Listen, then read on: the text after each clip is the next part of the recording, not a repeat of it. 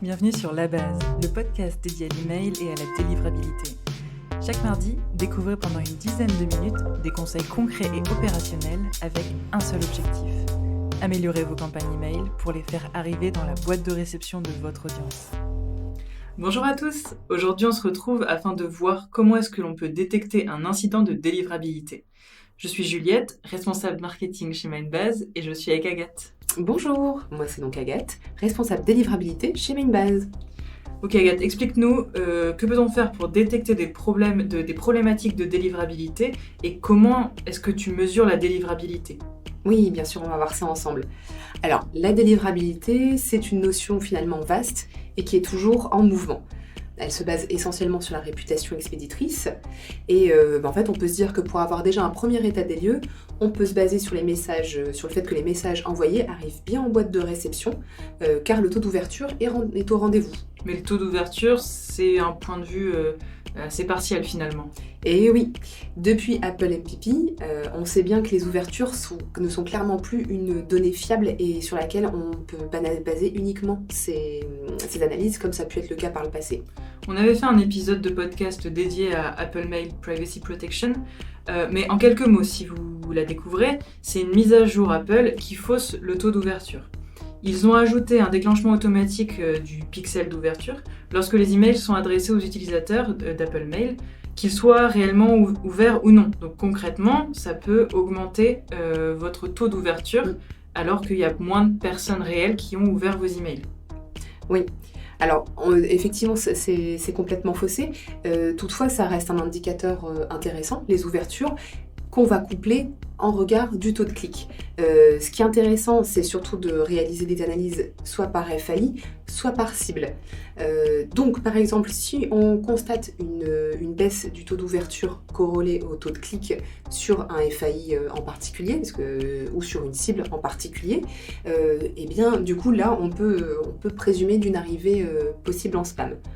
Donc, pour aller plus loin, qu'est-ce qu'on fait ? On va s'adresser alors à un BAT, comme on appelle ça dans le jargon, ou alors à un test sur une de vos adresses pièges, j'espère que vous en avez auprès des différents FAI. Le but étant en fait ensuite d'aller récupérer votre mail, s'il est dans les spams, effectivement dans les spams, d'aller le déplacer en boîte de réception. Pourquoi ?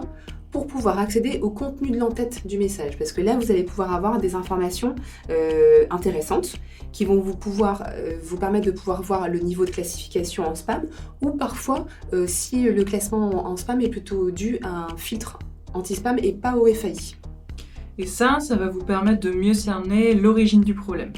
Et un autre point positif en complément, c'est que si vous avez besoin de rentrer en contact avec un fournisseur d'accès à Internet comme Orange, La Poste, etc.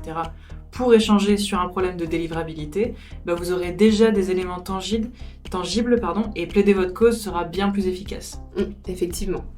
La réputation expéditrice aussi, en complément, on sait que ce n'est pas nécessairement la même auprès de tous les FAI.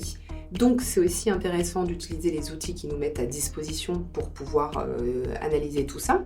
Même, je le mets un petit bémol, même si la maintenance n'est pas forcément garantie ou les données ne sont pas toujours très précises, ça permet déjà d'avoir une idée de base et de pouvoir adapter sa stratégie d'envoi. Concrètement, je pense au Google Postmaster Tool ou encore au SNDS, qui est l'outil des expéditeurs côté Microsoft.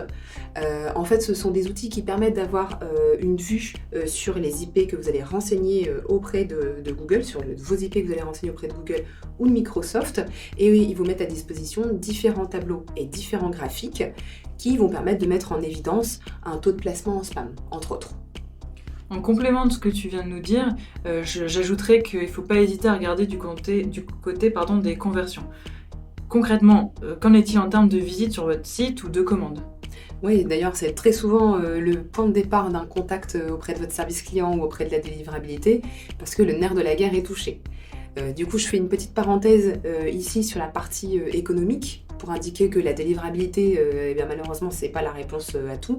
Il faut aussi regarder ce qui se passe du côté de votre secteur d'activité, des changements qui s'opèrent sur le marché au global et aussi auprès de votre clientèle en particulier. On pense forcément, avec ce que tu viens de nous dire, à l'inflation. Dans le cas présent, ça va jouer un rôle sur la baisse des conversions. Oui, il faut donc du coup regarder du côté de sa stratégie marketing. Depuis combien de temps est-elle en place? Est-ce que vous l'avez sans la changer tous les 4 minutes, mais est-ce qu'elle a été changée récemment? Est-ce que vos templates ont évolué, donc notamment avec le code HTML? Est-ce que vous connaissez bien les attentes de votre clientèle? Et du coup, on revient à l'importance de la segmentation qu'on a pu évoquer plus haut, qui aussi peut faire l'objet d'une analyse particulière. Définitivement, la connaissance de sa base de données, c'est une clé précieuse pour déjouer les incidents de délivrabilité, mais aussi pour pousser, comme on le sait, les bons messages aux bonnes personnes au bon moment. Il y a un autre outil intéressant dont tu me parlais récemment, c'est le Senderscore. Oui, en fait, c'est un outil gratuit qui est mis à disposition et qui vous permet en fait d'en savoir plus sur la perception de la réputation expéditrice de votre domaine et aussi des IP expéditrices. En parlant de réputation et expéditrice, on peut aussi mettre en plus des chances de son côté avec la politique des marques. La politique des marques, c'est là plutôt effectivement un point technique, mais qui constitue aussi une manière, en fait, finalement, qui annonce une manière à laquelle vous réagissez quand il y a des tentatives ou des suspicions d'usurpation de votre domaine.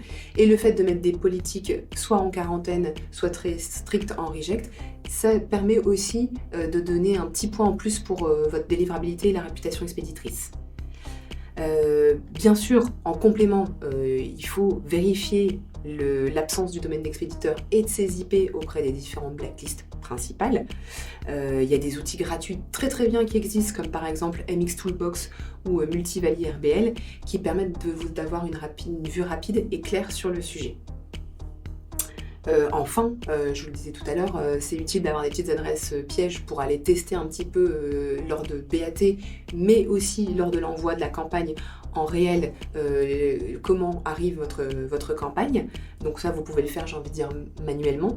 Et après, il y a d'autres outils de placement qui existent pour jeter un coup d'œil rapide à un petit peu ce qui se passe en termes de réputation, mais qui là, par contre, sont payants. Si on résume peut-être, on arrive à la fin de l'épisode.